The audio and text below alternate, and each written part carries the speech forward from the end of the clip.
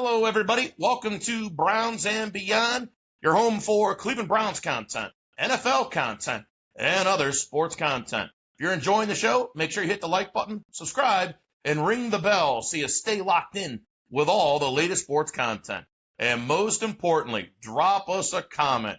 We want to hear your thoughts. All right, boys, here we are. It's a Thursday night, and Steve, you and Vrabel talking after that big win by the Patriots. I know you wanted the Browns, but didn't you kind of secretly want the Patriots too? I don't know. Tell me about that, Steve. That's a side chick, Brent. That's a side chick. Yeah. Well, guys, obviously, I want the Browns to win, altogether. But I guess if they had to have a loss, I'd rather be the Patriots than another team. I guess I'll tell you that. I do like Vrabel. Him and my mom had that connection, working together and the, teachers and all that. And I'm sorry, Steve. Did you say him and your mom had a connection? You want to? Oh man. You want to explain that a little bit? For the we have young listeners here, by the way. Well, his mom was a principal, and my mom was a teacher Okay. at Roswell Kent School in inner city Akron. Taught with each other a few years, and we like to have Vrabel over for baked beans and all that. You guys know that. Hey, Dave, it's a thing. Dave, it's a thing. Well, hey, the baked beans. My invite must have got lost in the mail because I went out and bought some potato salad. I was all ready to come over. Oh man. Oh man, we'll make sure we don't lose yours. We might double stamp that, man, to get you. We got to get you if you're going to bring those dishes over too. Yeah, there you go. No. Yeah. Sorry, guys. We're going to get right into it today, and we will start with Mr. Steve Retzer. Steve, give us your perspective on this Browns versus Patriots game. And by the way, the Patriots win this one 32-13. Really was never close. Browns weren't really that competitive. I think the defense held up, and they did get that early drive by Gabriel. But other than that, that was about it. Steve, give us your thoughts on the game. Well, guys, the Browns were actually only down 9-6 at halftime. The Patriots couldn't score touchdowns the first half. Myles Garrett had 3 sacks in the first half, guys. The Browns actually surprised me. It looked like we might just compete in this game. However, I did call a blowout in the game, but the Patriots didn't do the damage till the second half. I texted you guys in the text chain and said, let's see if Stefanski will make the proper adjustments for the second half, because Mike Vrabel will. Stefanski and the Browns can sometimes play for a half, but the second half they didn't have a chance, with the exception of Myles Garrett's great play. The Patriots made adjustments and scored 3 touchdowns in the third quarter. Meanwhile, the Browns didn't score in the third quarter. It was a tale of two halves, and the Patriots got the best of us. Yeah, it was pretty pathetic. You know what happens, Steve, is the defense keeps you in the game for a period of time, and that's basically about it. The defense, gives up a couple field goals, forces a turnover, does some good things, but eventually a team puts together a drive, they generate some offense, and heaven forbid the Browns fall behind by a couple scores because they're definitely done at that point with this pathetic offense. So. Absolutely. I digress. The Browns needed to run the football, and they tried just that until rookie sensation Quinshad Judkins left the game in the third quarter with 8:24 left with an AC joint sprain in his shoulder. Oh, that's a tough break for us guys, losing Judkins. For sure. He had 9 carries for 19 yards, and besides Judkins, the Browns couldn't establish a run game. However, Malaki Corley took a jet sweep up the sideline for a 31-yard run into the Patriots' territory. A little trickery that threw them. That was a nice play for us. It's Halloween time, a trick or a treat. Do you guys like that? Looked like we tricked the defense and Vrabel on one play. Yeah, it was very inspiring. The future of the wide receiver position is Corley, I guess, now for the Browns. We thought it was Tillman and Judy. Now we've moved on to another guy. Boy, it's real exciting stuff. Right. Well, Cedric Tillman will be ready to come back, so I'm excited about that. But I get it, Dave. Corley, that was a nice play. I don't know if we're going to see much more of that, But let's get into Dylan Gabriel. He had a rough outing, but he did get it downfield a few times, and that's what we wanted. But it went to the other team. That's not where we want it to go, Steve. Nope. He finished 21 of 35 for 156 yards, 2 touchdowns, 2 interceptions. He did well in the opening drive. Seems like the Browns are good at that. He threw an 18-yard pass to Harold Fannin Jr. We've seen this movie before, guys. The Browns seem to score on an opening drive that is likely scripted, but then they have a tough time after that. They stalled in the third quarter and were scoreless there. Harold Fannin Jr., he had 6 receptions, 62 yards. And David Njoku, 4 catches, 37 yards. Both tight ends caught touchdown passes, so that was nice to see. The tight ends looked to be where the Browns go, and Harold Fannin leads the team thus far. Isn't that concerning, though, Steve, when your leading receivers are tight ends? I mean, It really is. If you've got a Gronk or you've got a Kelsey, that's good. I mean, ideally, they'd be more your number 2 or your number 3 receiver, and you'd have a clear number 1 or clear number 2 at the wide receiver position, and your tight end would be more your third option, maybe your second option at best. So. Yeah, it's pretty bad. Yeah, it's pretty concerning. Yeah, Jamari Thrash caught a few balls from Gabriel, and that reminded me of the preseason play together. Dylan Sampson actually caught 5 balls. It wasn't too bad. He couldn't break loose and burst one off for a score. They were all short passes. Sampson does have some potential, though, in catching the ball out of the backfield. Get this, boys. Speaking of top receivers, or supposed to be, Jerry Jeudy and Isaiah Bond had no catches, no yards. Yeah. Jeudy is listed as a number 1 and a starter. Do number 1 starters go any games without even a catch? Well, what I tell you, Steve, what was his stats coming in? By the way, he's either leading the league in drops or top 2 or 3 in drops in the NFL, probably right now. And his stats coming into this game were 70th amongst all receivers in receiving yards and receptions. What does that say for a number 1 wide receiver in the NFL? I don't think it speaks too far. That's pretty bad. It looks like a totally different guy that was connected with Jameis Winston last year. I mean, he made All-Pro, Pro Bowl. I mean, it looks like a totally different guy. I don't remember him dropping as many balls. Yeah, he's dropping balls. So I don't think so. It seems like Stefanski is running the offense he wants, but he's not getting results. Mary Kay Cabot asked Kevin Stefanski if he would consider letting Tommy Reese call the plays just to see if there's a spark. And he answered like he always does and said he'll look into it on, who can handle the play calling duties at the bye week. I don't know if either one of you guys have an opinion about Reese taking over the offensive coordinator duties from Stefanski. Number 1, I don't think that's going to happen. Number 2, I don't know how much, even if it did happen, it would be an improvement. I mean, he was a college, offensive coordinator. He spent a couple years calling the plays at Notre Dame. He did a decent job with Jade Milroe in 2023 at Alabama. But, I would like a more proven, NFL offensive coordinator calling plays. I'm not necessarily sold, bottom line, that Tommy Reese is the answer going forward calling plays. Yeah, I don't want him in there. Gotcha. Yeah, I don't want him in there. I kind of want somebody more experienced. And also, too, I feel like this is such a mess right now. I just don't even think that would even be something I would even consider. I think the issues are basically, from the top down. They're not getting the message across. Yes, it makes sense to maybe change the coordinator just to try to get a spark. I feel like it's a fundamental. I don't think they're coaching right, and I hate to say it, I don't think it's going to get addressed until they get rid of that coaching staff. So I just, if anything, I think it adds to the confusion. Steve, what do you think about that? Well, guys, I know the answer already. I think he's going to say that he will resume handling the play calling and that the team will need to make improvements besides play calling.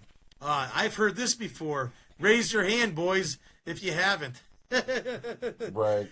I do think that, he tells you what he's telling the fans and everything what we want to hear. He just said, he'll think that's like something he'll think about. But then he'll make an announcement, and I think he's just going to keep it. He's not going to hand it over to Reese. That was just questions by the media. But anyway, guys, let's get to Myles Garrett. he had a game to put in the record books. Yeah. He had 5 sacks. The one bright spot, Steve. The one bright spot of the game. It was.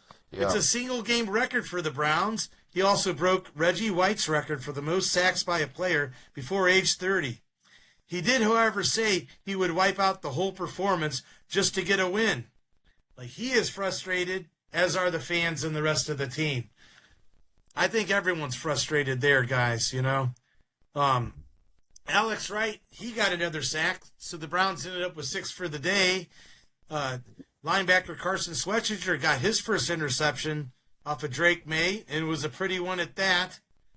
Ronnie Hickman was all over the field. He had 8 tackles on the day. Now let's get into Drake May and the Patriots, guys. Drake May showed me why he is in the conversation for the MVP award in 25. Right. He threw 3 touchdown passes, including one to Kayshon Boutte, right, one to Stephon Diggs, and one to Hunter Henry. And then Mac Hollins, he didn't score a touchdown, but he did lead the Patriots with the 7 catches, 89 yards. The Patriots' run game, God, they were on fire at the beginning of the game, guys. Yeah. Former Ohio State player Trevion Henderson had a few big runs. I was surprised they didn't get him the ball more. Well, here's the thing with Trevion Henderson. And first of all, wouldn't you know he gets carries in the week after I pick him to do something special. I believe Brent was taunting me on text chain. This is going to be the game Trevion Henderson goes off after he literally does nothing the week before. Or David is, yeah. Thanks, Brent, for rubbing it in. Sorry, buddy. Real great, great bold prediction. Oh, you needed to do that 1 week later. Just keep going. Yes. Yeah, thanks, buddy. I know. But I would say this. If you notice, here's the thing about Trevion Henderson. If you notice, most of his best runs are when he gets to the perimeter of the defense. I've always noticed this about Trey Henderson. It's tough for him because I don't think he's an every down 20 carry a game back like we have with Judkins.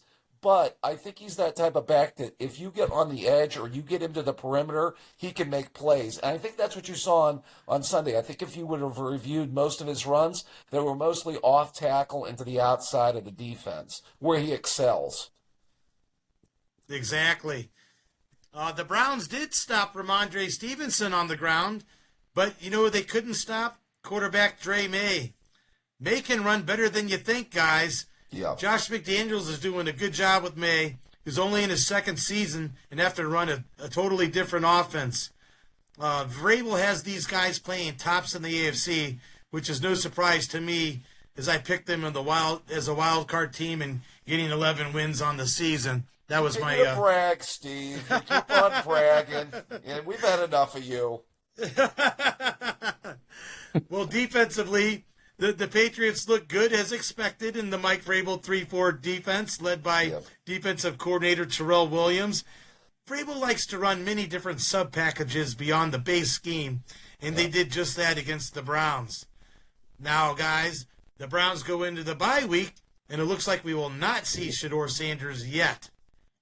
Stefanski said that Dylan Gabriel will remain the starter going into the Jets game. And if you want to see Shedeur, I want to see Shedeur.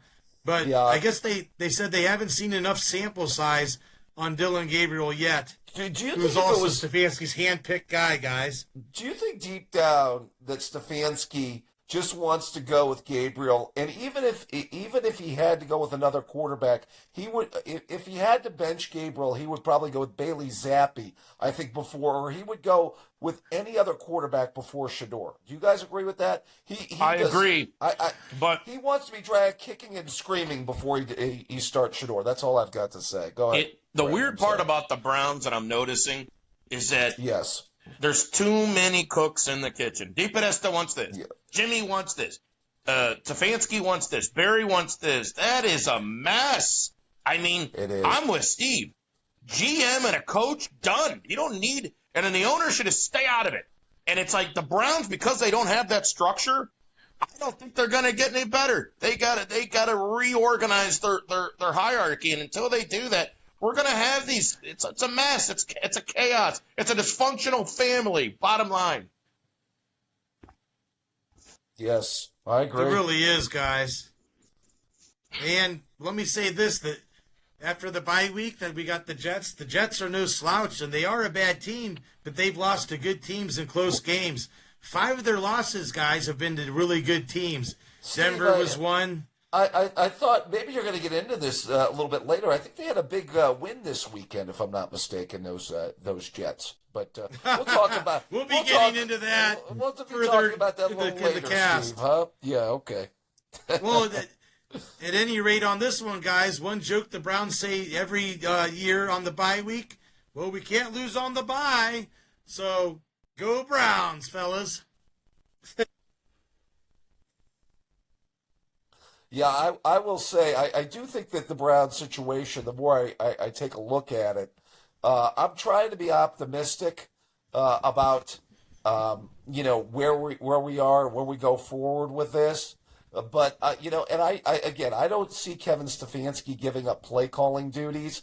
I think he's going down with that ship, but I think that eventually they're going to have to make a move at quarterback. I mean, I think, Gabriel, continues to get exposed. He peaked with that performance against the Vikings and has gotten worse with each start after that. He got bailed out by 4 turnovers last week. Judkins gave him a little bit of a ground game against the Dolphins as well. And, it's just pathetic. It really is, and I think he's going to hold on to that play calling too. I can't see him turn it over. If Shedeur Sanders did get his shot, I would rather see Tommy Reese make the play calling for him. It'd be like a young coach, like a college coach with a college guy, And right, that would be interesting. You know what I mean, Dave? No, if Tommy Reese did the play calling, for Shedeur Sanders rather than, Stefanski. But that with Dylan Gabriel, it sounds like that's what they're going to, they're going to keep Stefanski and those guys together on that. We're going to get to Mr. Dave Greenshield. Dave, give us the recap here of the Browns game against the New England Patriots. Give us your thoughts. Okay. Well, I tried coming into this game with some confidence. That's probably ended some way midway through the third quarter on Sunday. Despite an opening drive, the Browns scored a touchdown on their opening drive. And, only going into the halftime with a 9-7 deficit, the Browns cashed out with a massive 32-13 loss to New England after an abysmal second half. The roof really caved in with a horrible third quarter. Quarterback Dylan Gabriel threw 2 interceptions in that quarter. He committed an intentional grounding in the end zone, gifting the Patriots 2 more points as well in the second half. This game started out very well again for Gabriel and the Browns. He went 3 for 3 passing for 35 yards on the opening drive for the touchdown. He found Harold Fannin for 18 yards for a TD. This would be the high point for the Browns offense. This would be a game where the Browns, once again, could not get the ball down the field. Throwing, as far as the throw game goes, what happened in this one is he only averaged, it was pretty pathetic, 4.5 yards per completion. He just continued to see the short passing game offense. This dink and dunk offense just doesn't seem to be working, does it, Steve? No, Dave, I don't think it's working. It seems like Stefanski wants to still run it. Like, even though, they're almost dead last, I think they're 31st in the league. It seems like this is what he still wants to do. He's going to continue doing it. Yeah, I know. It's just that as I've said before, the dink and dunk can only work so far. And the pathetic thing about it is so much of the NFL is intermediate routes. It's not, it's not really short routes. It's not really deep routes. It's intermediate stuff. And that's the issue, is the intermediate stuff is really where the money's made, those 15 to 20 yard routes. It's amazing. I thought Gabriel looked good throwing the 15 to 20 yard outs in the preseason. We have not seen that, during the regular season. It's not been schemed up. They're not running it. And, even when there are shots down the field, and I thought that there was a key point, by the way, in this one where, the Browns got the turnover and, it just, they weren't able to take advantage of it. Do you remember the play at 7-3? He had Bond wide open down the sideline, Steve, and he missed that throw. He underthrew it. Yeah, that's right, Dave. Yeah. Yeah, sometimes I question his arm too, but I think Stefanski's making these wrong play calls, you know? Right, exactly. It's basically a situation where the dink and dunk, is only going to work for so far. And it's really a situation where, the Browns, I think they can only get so far with Gabriel. I think what he's doing is he's getting exposed as a college quarterback. That's basically what he was, is he was a solid college quarterback. But I think his shortcomings with his height and with his arm are starting to show up. I don't think he's the long-term answer for the Browns. He looks like a backup, more like a Colt McCoy, in my opinion. I know they want to keep going with him. They want a bigger sample size, Dave. That's what I'm hearing. I don't know what you guys are hearing. That even though they know he's not playing great, that they want a bigger sample size. Yes, a much bigger sample size. Yeah, a much bigger sample size. That's the issue, is that we're just not, we're not getting enough consistency out of this passing game. Now, a lot of that's, the wide receivers, a lot of that's the play calling. So, it'll be interesting to see what they do off of this bye week. By the way, the wide receivers continue to do absolutely nothing.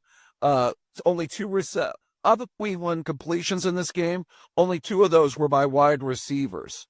I think APP out for Jerry Jeudy.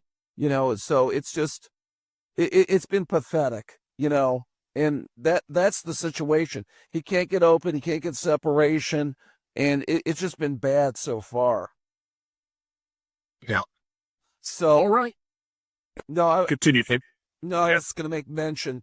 I will say that the best receivers continue to be Harold Fannin and David Njoku.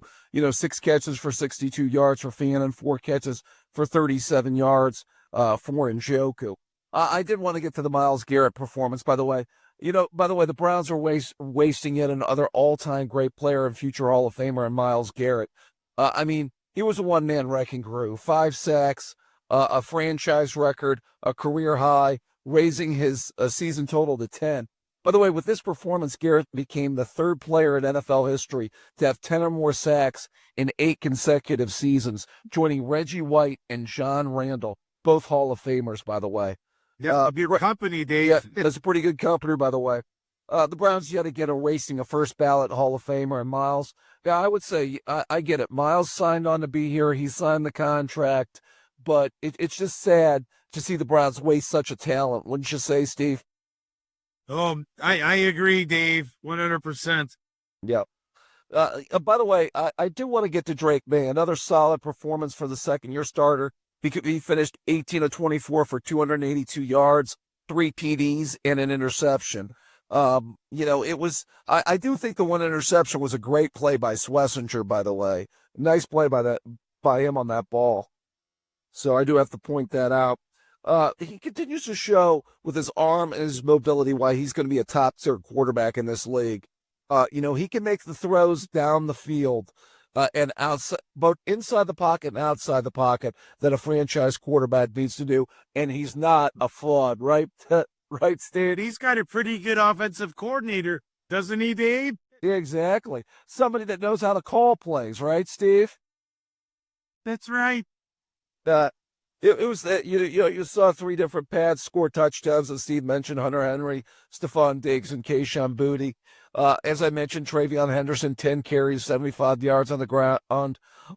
He did have a fumble in that 4th quarter, by the way. I wonder if that's going to put it back in the doghouse with Vrabel and McDaniels, by the way, Steve. It'll be interesting to see. Yes. Browns linebacker Carson Schlesinger again made a nice play with the from the linebacker position to get an interception. I thought it was a really good play by him. It was interesting. The Browns failed to go points after that missed throw down the sideline. A 47-yard field goal again was missed by your favorite kicker, Steve. This is where Gabriel missed that key shot down the sideline to a wide open Bond on the 3rd and 5. This was emblematic of the day Gabriel had after the first drive. The defense in the first half, trying to tried to help out. They held the Patriots to 3 field goals. It kept the Browns in the game for the most part. That would make it the Patriots, though, to open the second half after getting the Browns to go 3 and out. They went 7 plays for 77 yards per touchdown to make it 16-7. The next 2 Browns possessions by Gabriel, he threw 2 interceptions, leading to 2 Patriots touchdowns. Game over.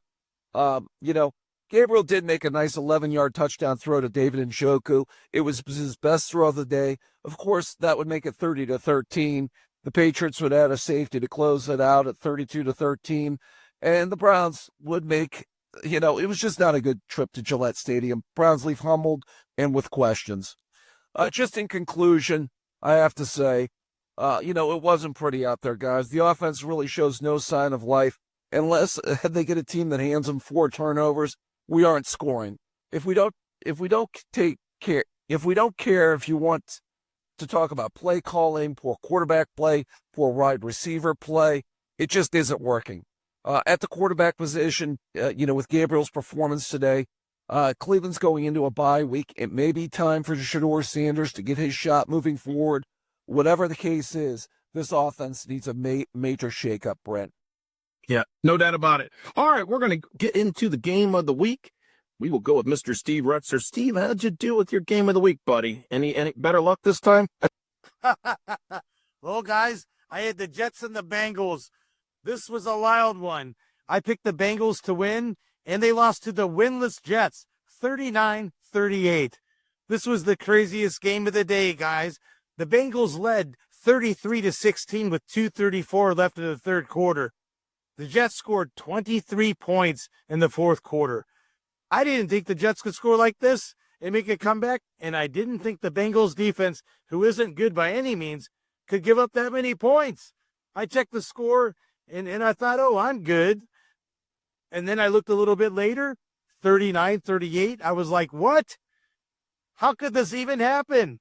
And then I figured it's the NFL. Sometimes anything can go. I wouldn't change my pick if you asked me 100 times. The Bengals are hot with all the Flacco hoopla, and they just beat the Steelers. The Jets were the only winless team in football, and they won without star receiver Garrett Wilson, and especially without the star cornerback Sauce Gardner. Yeah, that was a depleted Jets team, by the way. I really thought that this would be an easy victory for the Bengals, but that defense is just pathetic. Yeah, oh gosh, the Bengals defense, could you get any worse? My goodness. By the way, the Jets owner called out Justin Fields, and wouldn't you know, credit to Justin Fields for stepping up and playing really well. Yeah, that was Fields had a great game. There's no doubt about that. If you asked me, could the Jets win? I would have answered, forget about it. Forget about it. In my best voice from the movie Donnie Brasco. There you go, Steve. I said if the Jets would win, Breece Hall would have to light up everyone in the game. He had 18 carries for 133 yards with an average of 7.4 yards per run and 2 touchdowns. Heck, he even threw a 4-yard touchdown pass to Mason Taylor, and it happened to be the game winner. Justin Fields pitched the ball to Hall. He looked like he was going to run, and then he faked a throw like a Brett Favre, like fake throw, and then boom, he throws it to Taylor for the touchdown. Unbelievable, guys. The Jets, Isaiah Davis, had a good game, too, running 7 times, 65 yards. He caught 5 balls, 44 yards. Tyler Johnson was another Jets receiver. He snagged 3 balls for 64 yards and a touchdown. So without Garrett Wilson, some of those guys stepped up. I haven't heard much on them, but they had a good game against this depleted Bengals defense. This game had many twists and events. For the Bengals, Samaje Perine, Chase Brown, and Joe Flacco all had rushing touchdowns. Yes, I said Joe Flacco ran it in for a touchdown on a quarterback sneak. Oh, that's I'm training right now. Go. Is it the highlight zone? All right. Flacco is still having fun out there, boys. He connected with T. Higgins for a touchdown on a 44-yard long ball pass. See, he could have done it for Cleveland like a 23, but Stefanski likes running that conservative 7-yard passes. That's right. Flacco loves getting the ball into the hands of Jamar Chase. You know, who wouldn't? He caught 12 balls, but he didn't have a touchdown. The Bengals defense faltered in the fourth quarter, giving up a key fourth down conversion in the game-winning touchdown pass from Breece Hall. The Bengals proved they can score and Flacco can play, but this defense must improve and fast if they want a shot at the playoffs or try to win this one for once in the weak AFC North. Who would have thought Burrow and Lamar Jackson would get hurt and the Steelers would be weaseling their way into first place? Yeah. Who would have thought the AFC North would have been a weak division? It's usually listed as the top division in football, boys. Well, injuries to the quarterback position haven't helped things. A Baltimore Ravens defense that's the other thing. The Ravens defense has also been in decline this year. They've been giving up a lot of big plays, and they've been gashed in a lot of areas as well. So, yeah, I mean, two teams that I think have been hurt by the, injuries at the quarterback position and poor defensive play. That's for sure. Yeah, guys. I mean, go figure. The Ravens defense proves that they can get beat. We know the Bengals is the worst in the division on defense. So you got the Ravens, the Bengals, and guess what? The Steelers, they lost a football game. Their defense is considered near depleted. Yeah. Doesn't it figure the Browns probably going to finish last place, have the best defense if you want to talk defense? Yeah. Easily in the division. Yeah. Yep. The Bengals have the Bears next at home, and the Jets go into the bye week, and we know who they play, our beloved Browns. In a movie, I'm a movie buff, guys. I enjoy the Adam Sandler movie, Big Daddy.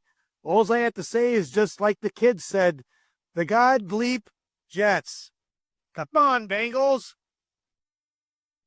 Said Steve. Well said. All right, we would get to Mr. Dave Greenshield, and Dave, another win for you, right, in the game of the week. I know you did pretty good, right? Oh, yeah. Sweet revenge for the Eagles and win number 2 for me in the game of the week picks. Philly finally got the ground game going. Barkley ran for 150 yards and a long TD. He caught one of Jalen Hurts' 4 scoring passes as the Eagles beat the Giants 38-20 on Sunday. Barkley burst free for a 65-yard TD on his first carry and topped over 100 yards rushing for the first time this season. Before he left with a groin injury, the kind of a setback that could derail last season's 2,000-yard rusher, just as he was playing like his old self. Barkley ripped off a 28-yard run on the final play of the third quarter, but shook his head as he ran gingerly back to the sideline. He was checked out inside the medical tent. He called the injury nothing crazy, and later grabbed his helmet and jumped in celebration when backup Tank Bigsby ran for a 29-yard gain. By the way, Bigsby also closed the game with over 100 yards on the ground. The Eagles got a nice contribution from Hurts, who completed 15 of 20 passes for 179 yards and 40 TD passes, and put the game away with a nice 17-yard touchdown pass to Dallas Goedert that made to finish the final drive to make it 31-13. The Eagles rushed for 276 yards on the ground, easily the best performance the Eagles have had on the ground this season. This was a tough one for the Giants from a few different standpoints. The combo that I like to call Scatadart or Dartaboo, would be the Giants' running back and quarterback combination. Running back Cam Scatterbo scored his team's first touchdown on a really nice-looking wheel route out of the backfield early in the game. But that score was unfortunately overshadowed by a gruesome-looking ankle injury he suffered later in the first half. Players on both teams looked heartbroken at the scene of the rookie's injury, which resulted in his ankle being placed in an air cast, and he was carted off the field. He's out for the remainder of the season, given the nature of the injury. This was a tough loss, and even tougher considering they already lost star wide receiver Malik Neighbors earlier in the season to a season-ending injury as well. This was a tough one for rookie Jackson Dart, who was under constant pressure all afternoon. he took 5 sacks and plenty more hits. He actually ended up finishing with a solid day, 14 of 24 for 193 yards, a TD passing, and a TD rushing. What'll be interesting to see is what Dart will be able to do going forward without his two best playmakers on offense, running back Scadaboo and Neighbors at wide receiver. We did have a little bit of controversy in this one, guys. With the game tied early in the second quarter, the Eagles lined up for the push-push play inside the red zone. Hurts snuck the ball up the middle for a first down, but Kayvon Thibodeau emerged from the pile with the ball after simply ripping it out of Hurts' hands. The Giants thought they had a turnover, but the officials blew the play dead, saying Hurts' forward progress had been stopped, even though it had not. This continues to show refs have not found a good way to officiate this play. I really wonder, guys, if the tush-push is going to be with us next season, or if the NFL is going to eliminate it. I don't know if you guys have some thoughts on that. It'll be gone. This is the last year for it. It'll be gone. Going to be gone? Yeah, I think they'll at least let them finish the year with it. Yeah. I do think they'll take it away because the Eagles just do it too much. I mean, they're doing it all the time. Even other teams are starting to gain interest in it, and I think it's got to go after this year. Yeah, as I say, they're not doing a good job of officiating it. They don't know when forward progress has stopped. He's also getting a little bit of a nudge here, which I think is illegal. You can't just push a receiver, push a quarterback, push a running back, further down the field to get extra yards. So, yeah, I would not be surprised if the NFL finally decides to ban it. The Eagles defense had one of its better performances of the season. They recorded 5 sacks by 5 different players. They got back the services of Jalen Carter on the defensive line. That combination of Carter and Jordan Davis, the two Georgia guys, are very tough to block. They also got a solid game from Zach Bond, 6 total tackles, 2 TFLs, and a sack. The Eagles picked the right time to come up with a really strong performance. This is really what we saw a year ago. They got solid quarterback play. They control both lines of scrimmage. The offensive line, the defensive line, both look good, and they kind of got back to the Eagles team that we saw in 2024. Just overall in conclusion, the Giants come out of this one licking their wounds at 2-6. I think they still feel pretty good about the continued play of Dart at quarterback. As I mentioned earlier, a little bit of concern about his supporting cast taking another blow. It'll be interesting to see how he progresses moving forward without those key players, both Scadaboo and Malik Neighbors. As far as Dave, that's a tough break for him, Dave, for the Giants. Yeah, and this game was totally different than the first one. The Giants won that first matchup, and totally different. Tough break for the Giants. A lot of Eagles were injured in that first game on defense. Yeah, they were without a top corner in Mitchell. They were without Jalen Carter. He left that game. So I think getting back some of their starters on defense, they get to play this one in Philadelphia. They were able to get their running game going in this one. As far as the Eagles goes, again, this is a much needed. They improved to 6-2. They got the ground game back. They got healthy on defense, as I mentioned. They even got their pass rush back on defense, as I mentioned, the 5 sacks. It'll be interesting to see if this game continues to give the Eagles their mojo back. So we'll have to see, huh, Brent? Yeah, no doubt about it. All right, we're going to get to my game of the week there, and I have the Cowboys and the Denver Broncos in my for you, Brent. Well, yeah, it didn't work out, but I was going to ride those Cowboys, because they beat my side chick and the Commanders, and didn't work out so well, but I still was going to roll with my Cowboys there. And I had a prediction of 27-20, and that didn't really happen, did it, Dave? We watched that one at the bar, and it was Broncos 44, Cowboys 22. Cowboys just couldn't do anything. And, the Cowboys are kind of more of a home team. They don't do so well on the road in recent years. So, anyways, so here's where we go here. The Denver Broncos delivered a decisive beatdown of the Dallas Cowboys at Empire Field, and the game was a showcase for Denver's explosive ground attack and stellar rookie class. As rookie back, R.J. Harvey racked up 3 total touchdowns. J.K. Dobbins shredded the Dallas defense for over 100 yards. Meanwhile, the high-flying Cowboys offense completely stalled against Denver's pass rush. Quarterback Dak Prescott had a dismal day, throwing for 186 yards with no touchdowns, 2 costly interceptions, his first 2 picks since week 3. which allowed the Broncos to build a commanding lead and control the tempo for their 5th consecutive victory. Yeah, it is sad. Is he in the MVP race anymore, Dak Prescott, with numbers like that? It was a bad game. And by the way, this is a really good Denver defense, as I had mentioned at the start of the year. By the way, they were dealt a blow in this one. Patrick Surtain got injured. I think he's going to miss between 4 to 6 weeks. The reigning defensive player of the year, I should say, Patrick Surtain. So we're going to have to see how this affects that really good Denver Broncos defense going forward. Yep. So anyways, we'll get to our last segment here, and we got the bold prediction and review, and we will start with Mr. Dave Greenshield. Dave, give us your bold prediction.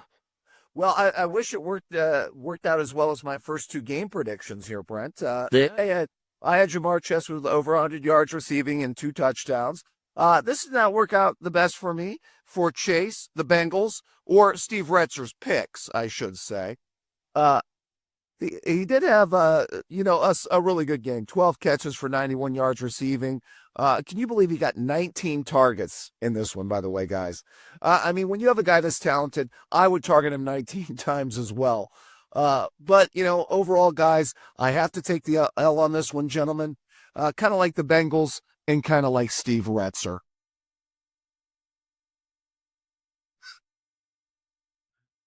All right. We're going to get to Mr. Steve Retzer. Steve, give us your bold prediction review. How'd that go for you, buddy? All right, boys, I had the 49ers at the Texans. My bold prediction was the Texans running back Woody Marks would get over 100 yards rushing and score 1 touchdown. I happened to be on the wrong side on this one. I should have said combined all-purpose yards like Dave did with that Henderson bold prediction a few weeks ago. Remarks, Steve. Just preface your remarks. Yes. Yes. So get this, guys. Marks finished with 11 rushes for 62 yards, but he caught 4 catches for 49 yards. Had I went all-purpose, I would have been over that 100 mark, but it did not happen. Former Browns star Nick Chubb actually got more carries in this one. He had 17 rushes, 56 yards. The Texans were without their top receivers, but managed to get the ball to the backups, and Stroud had a good game and beat the 49ers.